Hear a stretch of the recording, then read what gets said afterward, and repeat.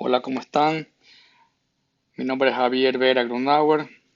Voy a dar una pequeña charla sobre un tema muy importante a raíz de los 4 años del terremoto del 16 de abril del 2016 en Ecuador, sobre la relación del conocimiento y tomadores de decisiones.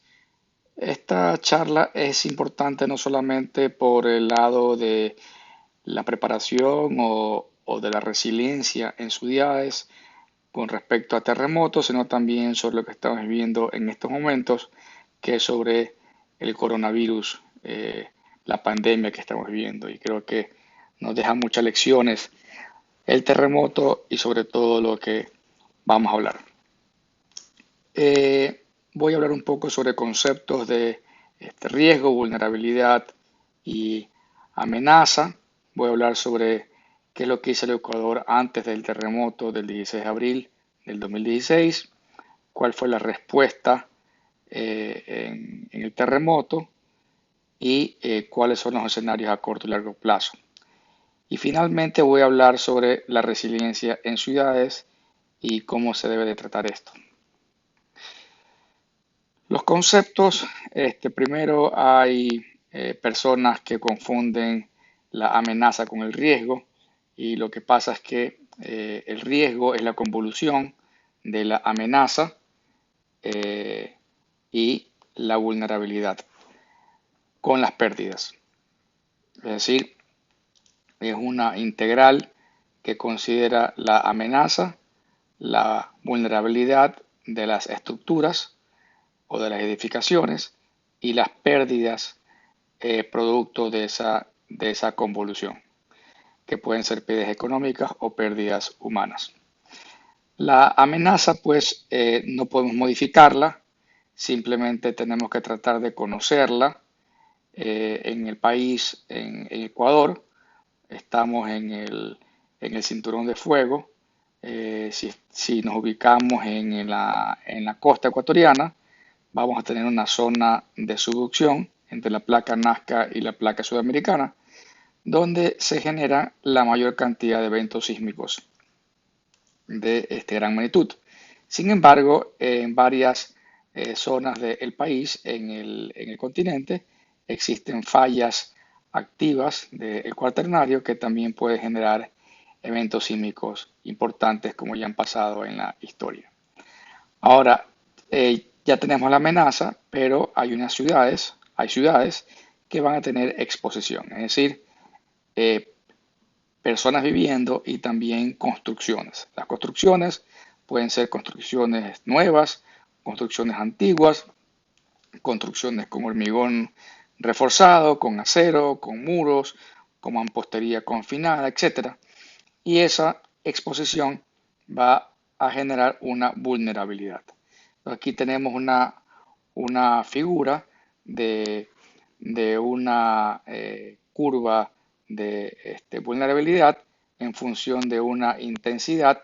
Esta intensidad puede ser aceleración espectral, deriva de entrepiso o desplazamiento espectral y evaluamos entonces cómo se comportan las estructuras para diferentes niveles de intensidades y cuantificamos o estimamos el daño asociado. Con esas curvas de vulnerabilidad para cada tipo de estructuras y con la exposición, sabiendo la amenaza para diferentes probabilidades de excedencia en la amenaza, estimamos entonces el daño esperado. Ese daño esperado lo podemos georreferenciar y eh, dentro del el modelo probabilista, porque esto aquí se basa en un modelo probabilista, consideramos también las pérdidas económicas en función del daño cuantificado y las pérdidas humanas en función del catastro o la exposición que ya tenemos. Entonces, esta información nos da como resultados parámetros cuantificables del nivel de riesgo, el nivel de pérdida económica y pérdidas humanas. ¿Y para qué nos sirve? para que estemos mejor preparados ante, ante las emergencias, para que los municipios o las entidades que estén a cargo de las ciudades puedan tener un plan de reducción de vulnerabilidades de estructuras esenciales, por ejemplo, eh, un, eh, un plan territorial para que puedan ubicar las estructuras en función de la amenaza sísmica y puedan tomar condiciones necesarias para que el riesgo sea distribuido y, por supuesto, la protección financiera para que se puedan mejorar las primas o cuantificar las primas. ¿Qué se hizo previo al terremoto del 16 de abril del 2016? En el año 1977 se concluyó el Código Ecuatoriano de la Construcción, que es una adaptación del VC, que es un código estadounidense. Luego, por mucho tiempo no hubo ningún cambio y en el año 98 hubo un terremoto que fue el terremoto de Bahía de 1998 de magnitud 7.1. Este fue el sismo catalizador para generar entonces un, un comité para formar el Código Ecuatoriano de Construcción 2001, capítulo 1. Es decir, solamente trabajaron en un solo capítulo que era el del peligro sísmico, el diseño sismo resistente. Luego pasaron más de 14 años en realidad y antes de eso se convocó unas reuniones en el 2010 para realizar la norma ecuatoriana de construcción. Ahí trabajaron investigadores y consultores de diferentes partes del país y de diferentes disciplinas y se conformaron 10 capítulos. Eso se quedó un poco en el congelador hasta que vino otro sismo catalizador que fue el sismo de Quito de agosto del 2014, en el cual ya ahí se creó la norma ecuatoriana de la construcción, NEC 2015 como se conoce, en el cual tenemos ya o teníamos 10 capítulos. Es decir, que antes del terremoto del 2016 teníamos estos 10 capítulos que ya estaban dentro del registro oficial, es decir, que eran de aplicación obligatoria para todos los profesionales que querían hacer proyectos, consultorías y construcción dentro del país y también que eh, los municipios deberían de hacer cumplir. También varias ciudades contaban con estudios de microzonificación sísmica o peligro sísmico. Una de ellas es la ciudad de Guayaquil, Quito, Bahía y Cuenca. Cada una con diferentes grados de detalle, pero la que más detalle en cuanto a la evaluación del peligro sísmico es la ciudad de Guayaquil, con una campaña de exploración muy importante y por primera vez las mediciones de velocidad de las ondas cortantes que se hicieron en el año del 2005-2006, en su actualización en el 2014. En la zona de subducción, en el cinturón de fuego, en el Ecuador, aquí vemos que, como les comentaba, la placa Nazca eh, colisiona y penetra por debajo de la placa continental a una tasa de 34 milímetros por año. Y aquí entonces tenemos los eventos de este megatrust en el famoso terremoto de Esmeraldas de 8.8 en el año 1906, el mismo año que se generó el terremoto de San Francisco. Luego en Hama en el 42, que es un primo hermano del terremoto de Muisne o Pedernales, que se conoce de 7.8 del 2016. Es decir, que un promedio general, podríamos decir que cada 18 años tenemos un evento de magnitud mayor o igual a 7 en la zona de subducción en el país. Entonces, en el año 2016, en el mes de abril, día 16 a las 6:58 pm, ocurrió un evento sísmico y ese evento sísmico eh, liberó una energía importante, en el cual aquí estamos mostrando el epicentro. Sin embargo, en el recuadro estamos eh, mostrando el área de ruptura, que en realidad es lo que nos interesa. Vemos aquí como la estación AB21 tiene una aceleración. Estas son los registros de aceleraciones este-oeste, en campo libre todas, de 0.19 g, estando a una distancia corta del epicentro. Sin embargo, la estación, un ejemplo, la de Manta, estando mucho más lejos que el epicentro, tenía una aceleración de 0.52 g, o sea, mayor del casi 3 veces o 2.5 veces del AB21. ¿Por qué pasa esto? ¿Por qué estando tan lejos tiene más aceleraciones? Miren también la de estación Chone, ACHH 0.37, mucho mayor aceleración. Bueno, esto es importante porque eh, muchas personas piensan que la zona del epicentro, que es la proyección hacia la superficie del hipocentro, eh, donde se libera la energía, es una coordenada muy importante para evaluar la distancia con respecto a la liberación. Pero en realidad lo que nos preocupa es el área donde se rompe este contacto entre placas.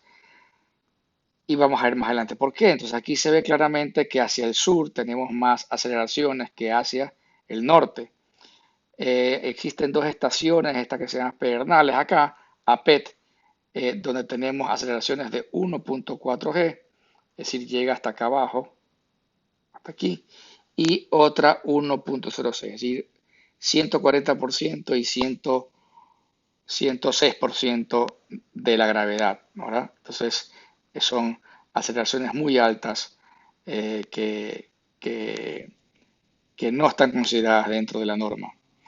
Aquí en esta estación es ya en la ciudad de Guayaquil. Aquí tenemos una estación que se llama Ajeye 2.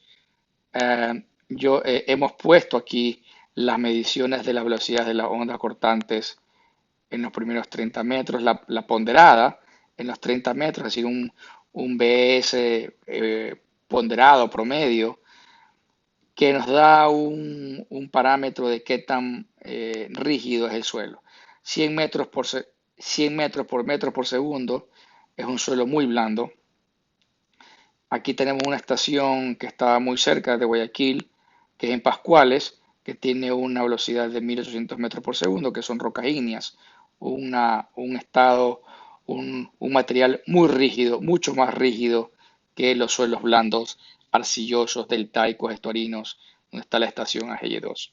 Y fíjense aquí cómo tengo una aceleración entonces de 2% de la gravedad, y aquí tenemos 9% de la gravedad.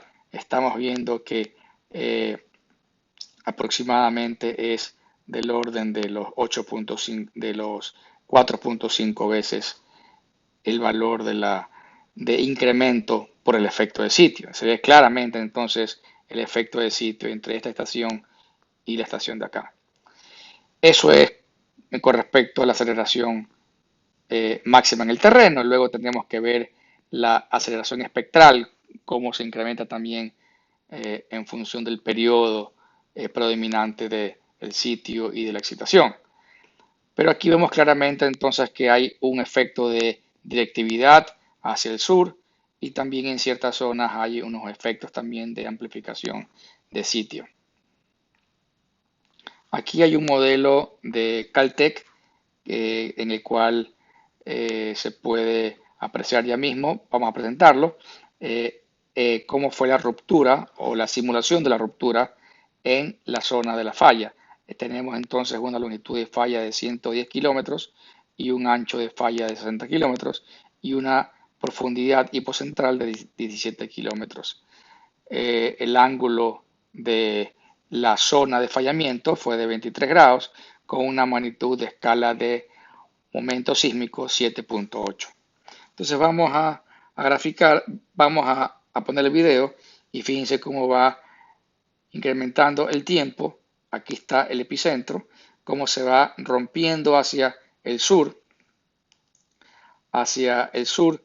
Aquí tenemos la mayor concentración de deformación de desplazamiento cosísmico. Fíjense, hasta 4.5 metros se desplazó una placa con la otra y acá estaban los registros de aceleraciones más altos. Es por eso que teníamos mayor aceleraciones en el terreno con respecto a lo que estaban cerca en Esmeraldas. Por lo tanto, en Esmeraldas se propagó menos energía que hacia Manabí. En Manabí se propagó mucho más energía, producto del mecanismo de rompimiento. Tuvimos más de 4 billones de dólares en pérdidas, 661 muertos, 27.000 heridos y 30.000 personas desplazadas de sus viviendas. Ya una vez que se generó el terremoto, enseguida se convocó al COE. Este es un organismo de operaciones emergentes que se aplican antes de que cuando sucede el terremoto. Esta es una imagen que se generó de un mapa de las edificaciones evaluadas en Manta. Se utilizó el modelo de ATC20 para poder colocar una calificación preliminar a las casas con el objetivo de salvar vidas, ¿verdad? También se hicieron aplicaciones, webs, aplicaciones en los celulares inteligentes para que clasifiquemos las estructuras como inseguras, de uso restringido y con color verde las que se podrían utilizar. Así se hicieron para cada ciudad. Aquí vemos un ejemplo, varias ciudades, y entonces se evaluaron 13.700 edificaciones o casas eh, en función de esta metodología. Esto sirvió para poder entender un poco qué ciudades habían tenido más daño y de qué tipo. Aquí vemos entonces una imagen de los daños de las edificaciones evaluadas y comparadas con otros escenarios sísmicos. Aquí vemos entonces cómo el terremoto de Pedernales o de Muisne el 2016, tuvimos 32% de estructuras colapsadas en función de las certificaciones evaluadas y 37% de que no podían ser utilizables, posiblemente reforzadas o eh, adaptadas. En Chile, en un sismo de magnitud 8.8, de más de 40 veces más energía, en el año 2012 solamente tuvieron el 3% de colapso y 11% de estructuras no utilizables. Mucho mejor desempeño que las estructuras ecuatorianas en Manabí y en Esmeraldas. Ahora, en Haití, en el 2010, 32% de estructuras colapsadas y 58% no se pueden utilizar. Un comportamiento similar entonces de las estructuras de Haití con respecto a Ecuador, cosa que nos llama a reflexionar si efectivamente queremos este tipo de comportamientos ante futuros eventos sísmicos o si queremos aprender de este mal comportamiento para tener estructuras resilientes y con menos riesgo sísmico. Para poder tener eso ahí, tuvimos la posibilidad de participar junto con la doctora Cicely Nicolau y el ingeniero Gilson de ATC, es una asociación de estructuras, y GEAR es una asociación de geotecnia para eh, evaluación de eventos extremos, financiado por la Fundación Nacional de Ciencias. Hicimos un grupo de profesionales ecuatorianos y estadounidenses de diferentes universidades, eh, en el cual colaboraron pro bono junto con el Ministerio de la Vivienda para poder evaluar y eh, tener experiencia, y la experiencia se gana documentándola. Si no documentamos, no tenemos experiencia. Y hay un reporte en el cual está en la página web www.gearassociation.org, en el cual ustedes van a poder ver el reporte de GEAR del terremoto del 2016. Entonces, ¿qué es lo que pasa cuando pasó el terremoto? Vaga redundancia, se generó eh, un efecto de que se debió iniciar inmediatamente dos etapas con dos metas claras: las inmediatas y las metas de resiliencia. Las inmediatas son las de corto plazo y las de resiliencia a largo plazo. Las de corto plazo era recuperar la mayor cantidad de vidas de las personas que estén en las estructuras y estructuras colapsadas, y la otra era reconstrucción de las viviendas. La reconstrucción de viviendas se debió de construir con estructuras que sean ahora sí resilientes, que tengan un menor riesgo sísmico de las que se habían construido o las existentes. Otra cosa que teníamos, o que tenía el gobierno que atender, eran los problemas sociales de todas esas 30.000 familias, o perdón, 30.000 personas que estaban sin vivienda, que tenían que ayudarla a la población. Importante comunicar el mensaje, es muy importante. Ahora vemos que al comienzo de esta pandemia muchos organismos comunicaban y no pues existía una coherencia en los mismos. Muy importante es el factor económico, cómo vamos a ayudar a las personas que están sin hogar, y al comercio del sector que se ha parado por el terremoto. A largo plazo, ¿qué pasará con los eventos futuros? ¿Cómo se va a comportar la infraestructura?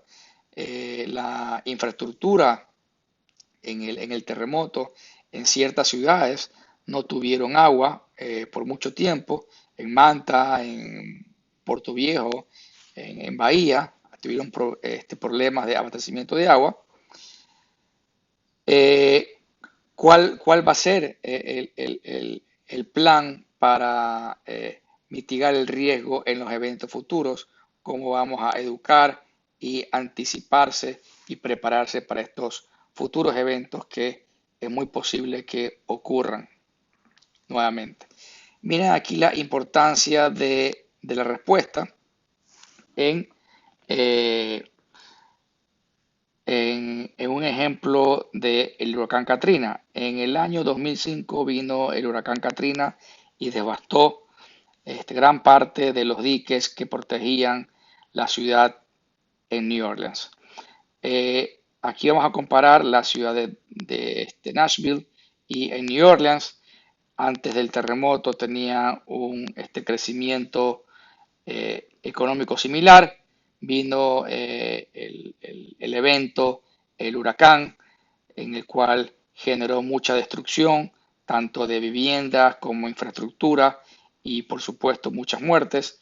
Y el gobierno se demoró mucho, el gobierno americano se demoró mucho en asignar fondos y eh, rehabilitar rápidamente el comercio y las personas.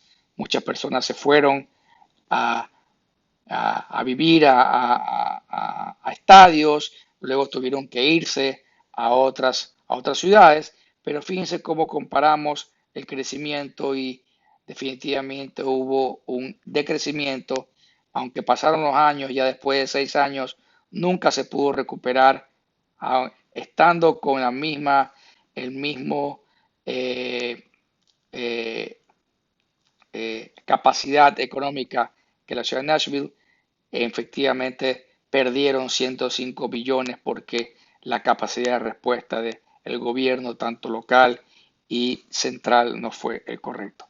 Eso es lo que nos preocupa a nosotros los ecuatorianos, que la capacidad de respuesta no sea la correcta y por lo tanto el país en esta época de la pandemia no vaya a resultar lo que queremos todos los ecuatorianos es que eh, salir de este problema cuanto antes. Entonces, es muy importante la prevención. FEMA es un organismo de los Estados Unidos, del gobierno de Estados Unidos, en el cual eh, se encarga eh, de la prevención y también ya cuando ocurren los desastres van y pues hacen todos los apoyos para poder recuperar rápidamente las zonas afectadas. Ellos han hecho unos estudios y han visto que por cada dólar que se invierta, en este ejemplo, en terremotos, por cada dólar que se invierta en terremotos, va a haber un ahorro de 1.4 dólares en pérdidas o desastres. El más alto es con pérdidas con inundaciones. Nosotros sabemos mucho eso porque casi cada invierno tenemos problemas por inundaciones. Eh, cada dólar invertido vamos a ahorrarnos 5 dólares, es decir, 5-1 nos ahorramos en pérdidas por desastre, por inundaciones, que es lo que tenemos. En Ecuador no tenemos tornados ni huracanes. En realidad, lo que invierte el planeta en prevención es solamente 1% de la inversión mundial. Una forma de ver muy claramente la disminución del riesgo y el desempeño o la resiliencia es el caso de Chile.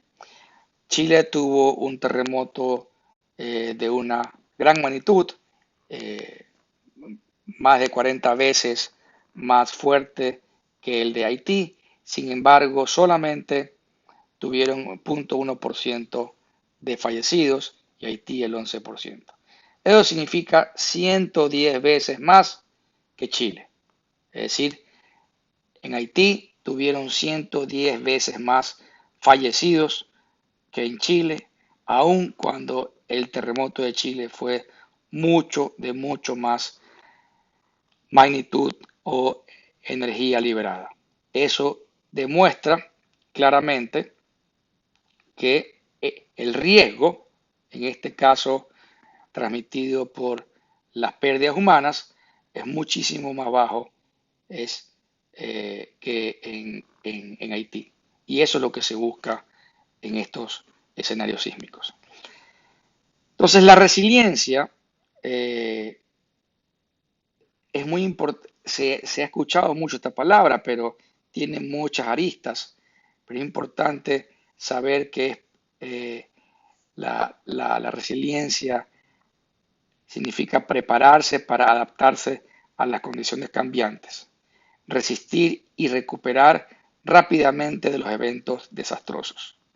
Pero una de las aristas muy importantes que estoy marcando acá es el reflectivo. Utiliza las experiencias pasadas para informar las decisiones futuras. Es por eso que tuvimos esa suerte, diría yo, de converger con el ATC y con GEAR y participar y darle un producto de conocimiento al país para que en las futuras generaciones, espero que no sean tantas generaciones, sino ya se esté investigando y mejorando el sistema constructivo y las edificaciones sean menos vulnerables o menos riesgo, con menos riesgo, y que las ciudades sean más resilientes. Entonces hay diferentes aristas, solamente voy a hablar de esta de aquí, del reflectivo, y del flexible, que es la disposición y capacidad de adaptarse a estrategias y alternativas en respuesta en circunstancias cambiantes. Hoy por hoy estamos viviendo una pandemia en el cual nos genera una necesidad de ser flexibles, que es una cualidad de una ciudad resiliente. ¿Tenemos una ciudad resiliente? Yo creo que eso es una pregunta para contestar. La resiliencia entonces en ciudades se ha visto que fue parte de la agenda de Hábitat 3, que es fortalecer la resiliencia en ciudades para reducir el riesgo y el impacto de desastres. Entonces, es muy importante eh, considerar lo inesperado y pensar lo impensable. Cuando tú haces escenarios eh, y tienes eh, consecuencias catastróficas, en este caso personas o pérdidas económicas, debes de pensar lo impensable. Fíjense ahora, cuando digo yo pensar lo impensable, en este tema de la pandemia, cuántas personas han muerto por este virus, ¿verdad? Es pensar lo impensable y esperar lo inesperado. La resiliencia entonces en desastres naturales tiene dos componentes que se debieron de trabajar: el conocimiento de las amenazas naturales y el riesgo. ¿Cuántas ciudades realmente han trabajado en estudiar el riesgo en el Ecuador? Yo diría muy pocas o nada. Tecnologías en monitoreo, protección sísmica y normas sísmicas. La norma ecuatoriana de construcción, NEC 2015, no ha sido todavía actualizada a la postre de el conocimiento de lo sucedido en el terremoto del 2016. Pequeños esfuerzos se están haciendo en diferentes ciudades, pero no a nivel de norma nacional. La colaboración de investigadores y tomadores de decisiones es muy importante y trabajar de la mano. Educar, pensar simple y observar la gran figura, big picture. La gran figura. La gran figura es no concentrarse en las pequeñas cosas, sino en realidad lo que más nos importa es en un momento de un desastre salvar vidas, disminuir la cantidad de daño o eh, pérdidas económicas, pero más importante es salvar vidas. Entonces, para fortalecer la resiliencia en ciudades, hay que reducir el riesgo y el impacto de los desastres. Entonces, yo me hago la siguiente pregunta, y esto es para los alcaldes de las ciudades o los que manejan el riesgo en el país. ¿Cómo administramos o reducimos el riesgo si no conocemos las zonas de riesgo en la ciudad? Hemos visto mucho, con mucho entusiasmo, y cada vez se dicen más personas participan en simulacros de escenarios sísmicos. ¿Para qué me sirven los simulacros si no sé dónde van a ser las zonas que van a tener mayor riesgo? Para ahí entonces hacer los simulacros, ahí entonces planificar dónde se van a construir los nuevos cuerpos de bomberos, dónde se van a construir las nuevas zonas de policía o las nuevas zonas estratégicas para la conectividad luego de un siniestro como estos. Si no conocemos el riesgo, ¿cómo podemos administrar el riesgo? Es simple. Si tú tienes un presupuesto en tu casa y no sabes cuánto vas a gastar, no te alcanza el dinero de los ingresos. Es igual acá, si no sabes cuál es el riesgo, no vas a poder administrarlo y no vas a poder reducir ese riesgo. Entonces, es muy importante que las personas conozcan la diferencia entre el riesgo, la amenaza, la vulnerabilidad. Están relacionadas en esta expresión, pero son definiciones diferentes. La amenaza tiene un alto grado de incertidumbre, por eso que manejamos modelos probabilistas. La vulnerabilidad la genera el tipo de construcción, la calidad de los materiales, cómo fue construido, el estado de la práctica en ese momento, sismo resistente, y las pérdidas, cuántas personas habitaban en ese momento cuando ocurrió el sismo o el escenario sísmico y las pérdidas humanas. Y todo esto sirve para estas cuatro, cuatro temas que ya hemos mencionado. La preparación ante emergencias, la reducción de la vulnerabilidad, la planeación territorial y la protección financiera. Estas aplicaciones son fundamentales para ciudades resilientes.